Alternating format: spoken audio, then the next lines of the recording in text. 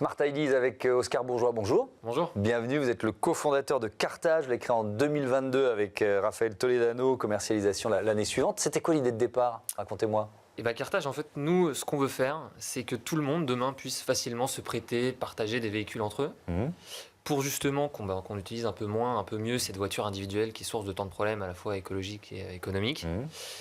Et donc, ce qu'on s'est dit, c'est que pour ce faire, il y avait quand même un gros frein. C'était celui de l'assurance. Qu'est-ce qui se passe quand j'emprunte la voiture d'un ami, d'un voisin? Qu'est-ce que je risque à prêter la mienne?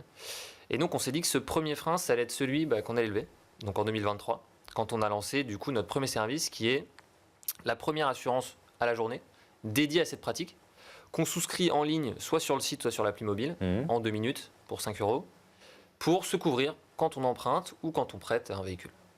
Oui, donc, on couvre aussi le conducteur à qui on va prêter sa voiture, c'est ça d'une certaine façon? Ça vient compléter l'assurance de la personne qui nous prête le véhicule. Okay. Pour faire en sorte que si jamais on a un pépin, un accident, on percute un platane dans le pire des cas, et ben en fait qu'on souhaite à personne évidemment, mais qui nous est arrivé, et ben en fait ce soit Cartage qui prenne en charge tous les par exemple les dommages non pris en charge, les franchises, même l'impact sur le bonus-malus du propriétaire qui serait impacté. On en est où aujourd'hui? Parce qu'il y a effectivement des particuliers qui peuvent se prêter à la voiture, mais il y a des applications, il y a des plateformes de partage de voitures entre particuliers. Double question. Est-ce que ça grignote vraiment des parts de marché à la location de voitures traditionnelles?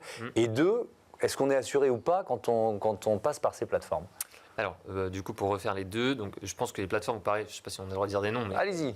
Turo, Getaround, tout ça, qui sont vraiment aujourd'hui, même c'est plus aujourd'hui vraiment de la location entre particuliers, c'est vraiment la location 2.0. Aujourd'hui, c'est quand même pas mal des pros qui achètent pour des flottes pour mettre en loc. C'est bien, ça fait des véhicules qui sont partagés, mais ça fait quand même des nouveaux véhicules parce qu'ils sont achetés pour être partagés, machin. Nous, on n'est pas tout à fait sur le même secteur. On est revenu vraiment sur du côté du particulier qui aimerait simplement de temps en temps emprunter la voiture, par exemple, d'un voisin ou prêter la sienne. Lui lever tous les freins pour que ça puisse être fait, vraiment dans des cercles un peu plus restreints. D'accord. Cercle 1 ou 2, quoi, amis d'amis.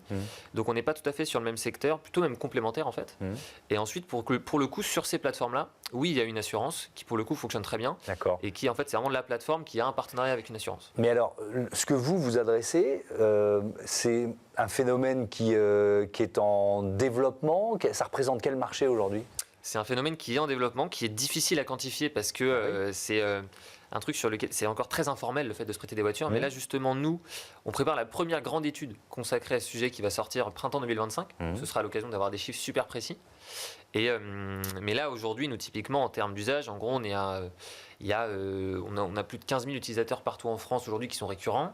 C'est encore en train d'augmenter. Et ce qu'on voit surtout, c'est que c'est vraiment divisé quasi à part égale entre territoire rural et urbain. On n'est pas du tout sur un usage que, entre gros guillemets, bobos parisiens qui se partagent des voitures. C'est dans des petits villages, il y a des groupes de voisins qui s'organisent pour partager, etc.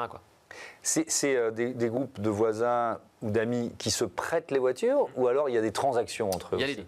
Il y a les deux, et nous, pour le coup, on peut aider notamment à fixer un prix juste de remboursement. Ok, je t'ai emprunté ta voiture, combien je te dois?